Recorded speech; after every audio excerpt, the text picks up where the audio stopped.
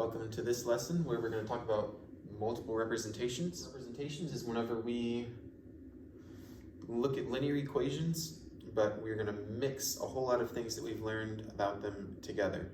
Before we start though, let's just say, yeah, I got a haircut over this past weekend, so I used to have long hair, but twice a year I'll cut it all off so that way I don't get too attached to my hair and letting that define me. Now let's continue the math lesson. Here we have a question that says, Charmaine received a gift card for $20 worth of media downloads. So it's $20 is his maximum that he has to spend. The cost of each download is $2.50. 50 cents. The cost of each one. So every time we change the number we're downloading, it should change by $2.50, which means that is the slope. The remaining balance on the gift card depends on, all right, so let's add in a text box here.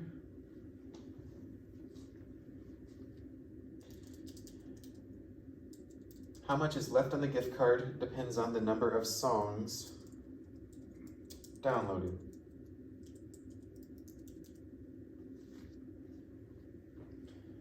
Now let's fill in this table. If you download 0 songs, then you should have $20. If you download one song is going to cost you $2.50. So you do $20 minus $2.50, leaving you with $17.50. If you buy 2 songs, then this is going to go down another $2.50. $2.50 less than that would be $15. And everyone's going to go down $2.50. So we'll put in $12.50, $10, $7.50, $5, $2.50, $0. If you can get this to work out a little bit better, go for it.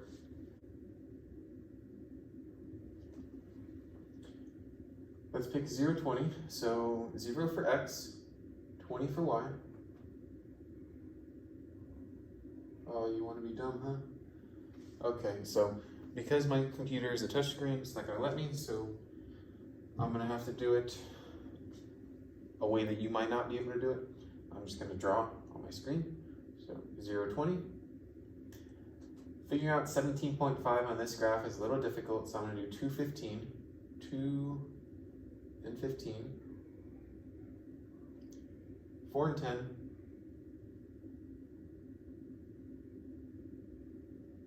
6 and 5.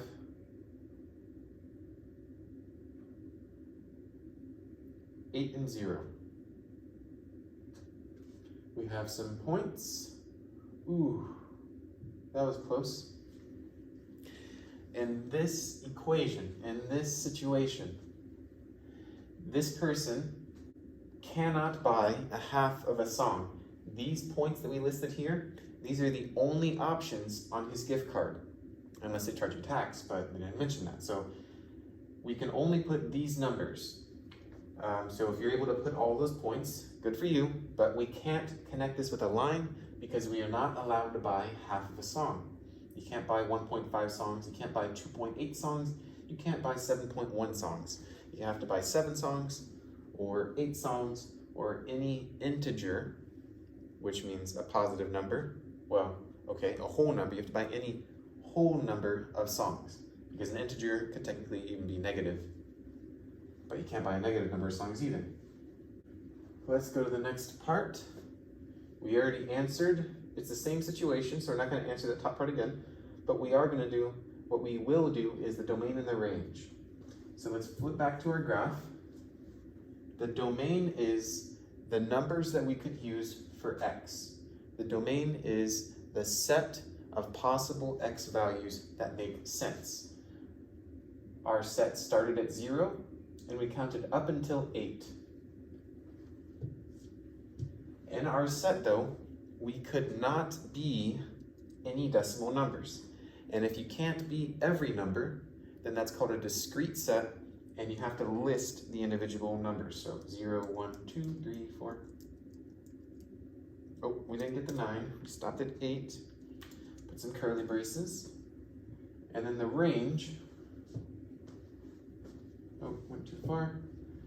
The range from, remember, we also do domain and range from least to greatest. So we won't start with 20, but we're going to go 0, 250, and then go up by 250 until we get to 20. But I'm going to show you the little tiny, it's a little tiny bit of shortcut. We do the curly brace because we're listing them individually. 0, comma, space, 2.50, comma, space, $5, comma, space, and then put period, period, period, comma, space, because we want this to look good. And then you just put the last number. For the domain and the range, you always need the smallest value and the largest value. The one way that you can abbreviate it is, if you're typing a big long list, then sometimes it's easier to not put every individual one. So what you do is you put period, period, period, and just like when we were doing sequences, that means we're going to continue this pattern. So you do a couple, so that way somebody can understand your pattern, which is go up by 250, then period, period, period, comma, the last number. And the function rule.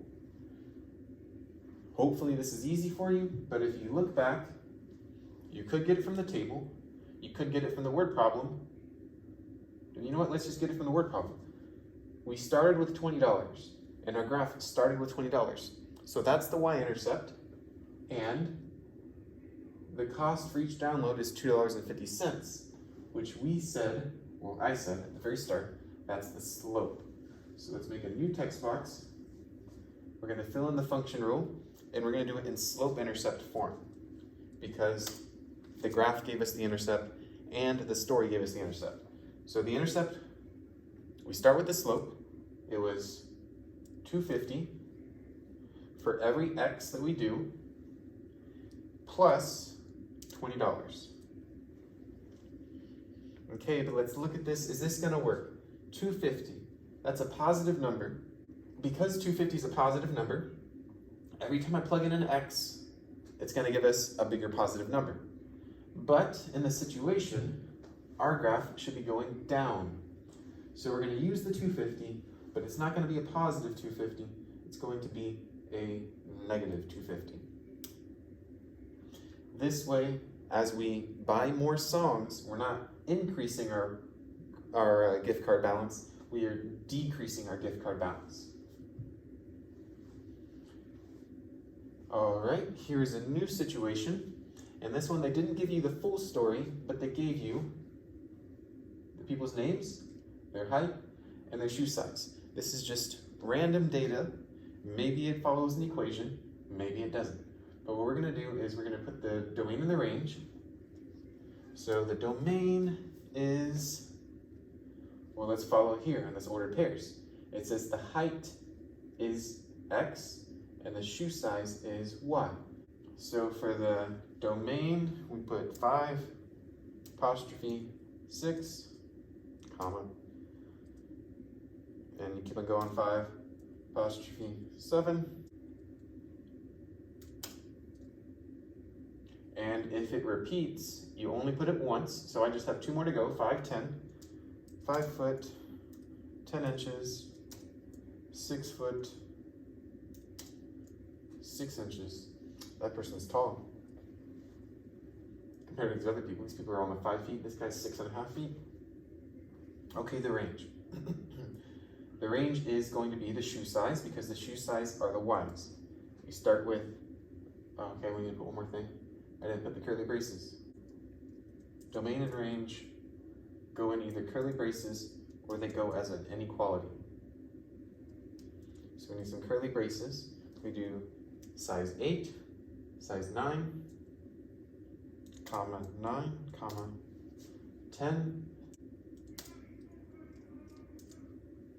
Done. But now we need these ordered pairs. 5 foot 8, size 9,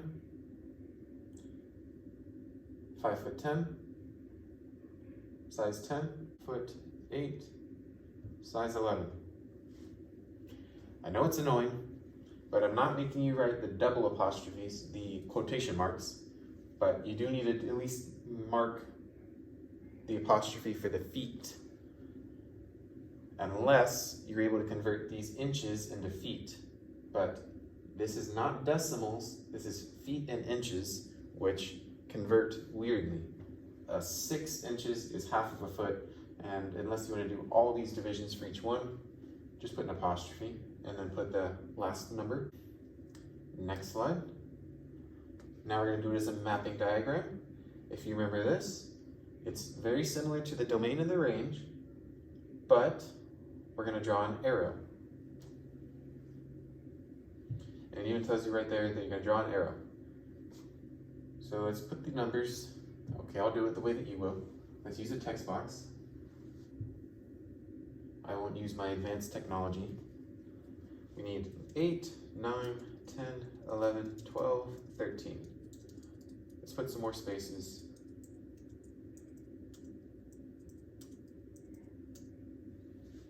So that way it'll be more clear when we draw our arrows, where they're going. Arrow. 5'6" goes with 8.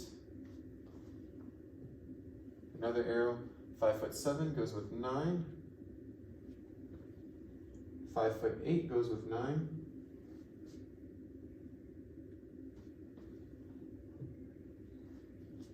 5'10" goes with 10. Down here, Fred, he's 5'10", but he goes with 12. 5'10" with 12. 6'6" with number 13. And we have another person who's 5'8", and he wears a size 11.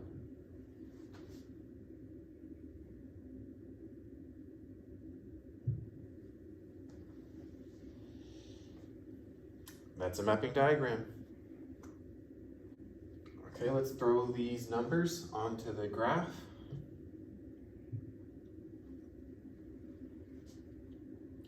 You're going to need to use that tool. I can't because my computer's a touchscreen and it's going to not understand what I'm doing. 5'6" goes with the number 8. 5'7" with 9.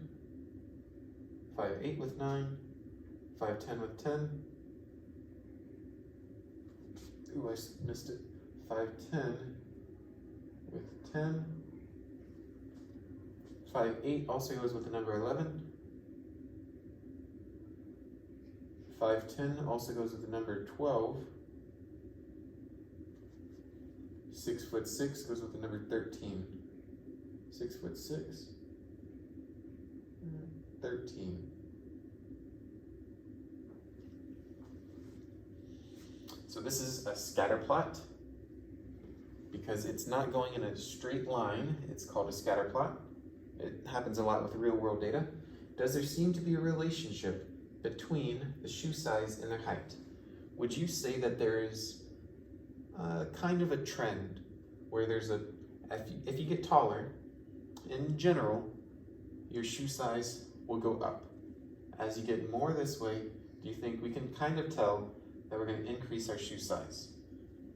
I say yes.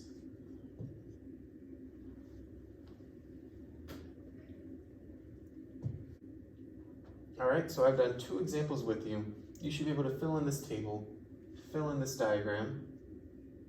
Did I skip that part? No. We did it in the first example. In the first example, I came up with the function rule.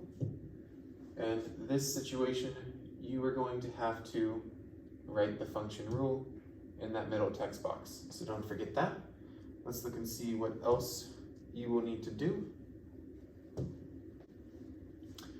Okay, so you'll need to graph it. Don't forget to label the y-axis and title your graph. Label the x-axis.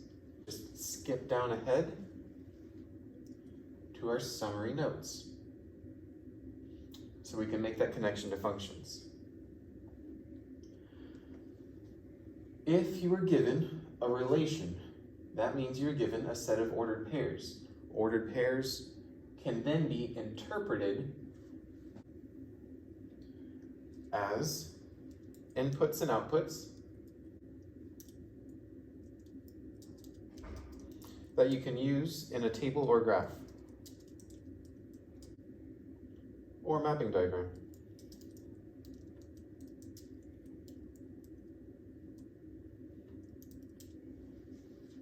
If you're given the table, then these are also inputs and outputs, and they can be used for a graph or mapping diagram. And these, I think a table is pretty easy to make an equation out of. I think this is a little bit more annoying if you have the ordered pairs, but if you have a table, then it's easy. If you have the equation,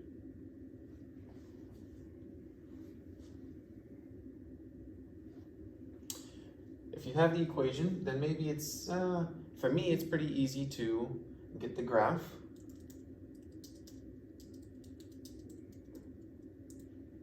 But that's because I've graphed a lot, so maybe it wouldn't be easy for you to get the graph from the equation, but I can picture this in my head. You could turn into a table.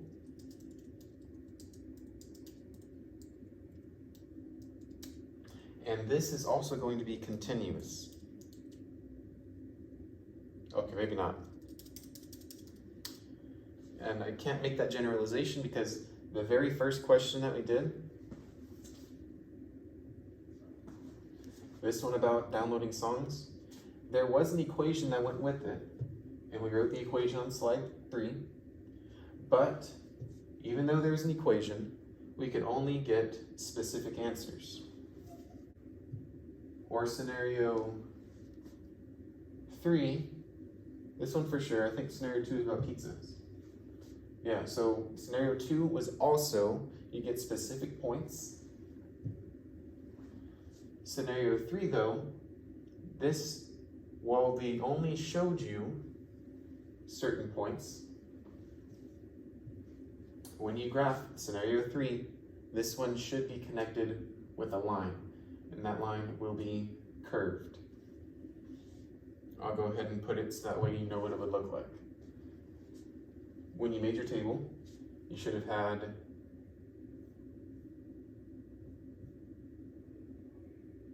so instead of X and Y, it's going to be W and A, but that's Y. This is X.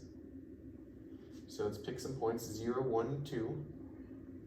Y is equal to 2W squared. We're going to do this number squared because you do exponents first, and then we're going to multiply by 2. 0 squared is 0, and twice of 0 is 0. 1 squared, so we do 2 times 1, that's going to be 2. 2 times 2 squared gives us 8. 0 to 8. We need 0, 0, 1, 2, 2 with 8. 1, 2, 3, 4, 5, 6, 7, 8. Now you count that again. 1, 2, 3, 4, 5, 6, 7, 8. Good. This is not linear, but this is a curve.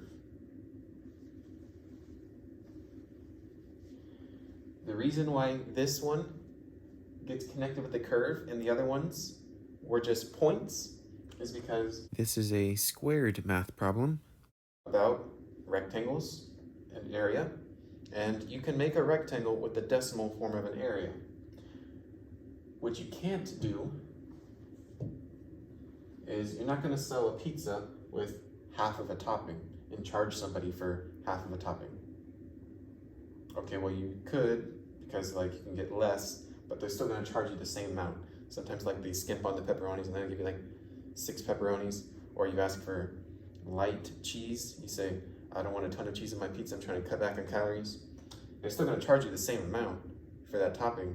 They're just going to put less on the pizza. So this one is going to be points. This one is a smooth, continuous graph. And a mapping diagram,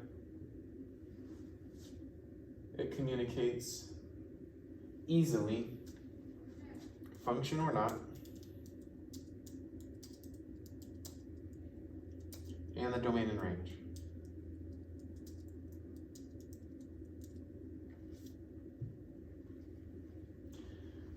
And if we scroll back, well, let's not scroll back because it's about to ask you that question. A graph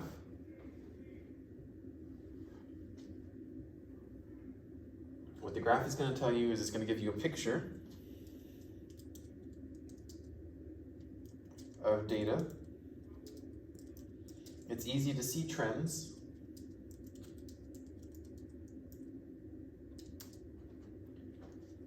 And just like it's easy to see a trend, you can easily see if there's two dots, one over the other, then it's not a function. The last thing, does the scenario represent a function?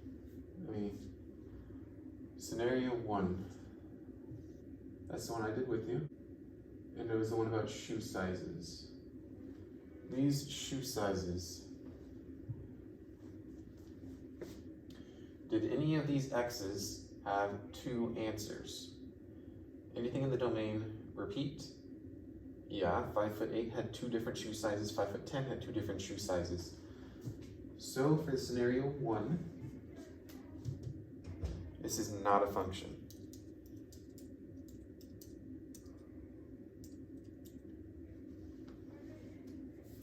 And we gave you the definition right here in case you forgot it. A function means every number in the domain has exactly one value in the range. Let's scroll to set 2. The pizzas. Were you able to make an equation for this? Yes, you were. Did any of these number of toppings have two different answers? No, they didn't. So scenario 2 was a function.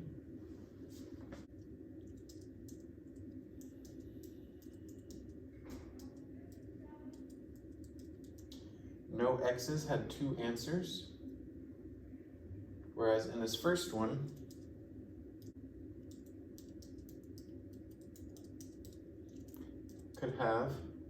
could be multiple shoe sizes.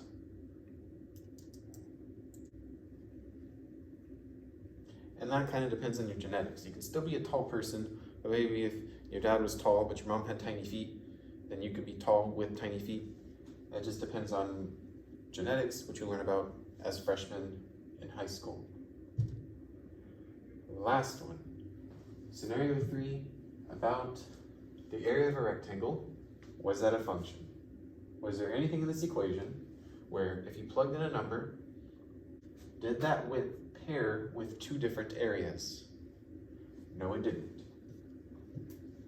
So this last one is a function.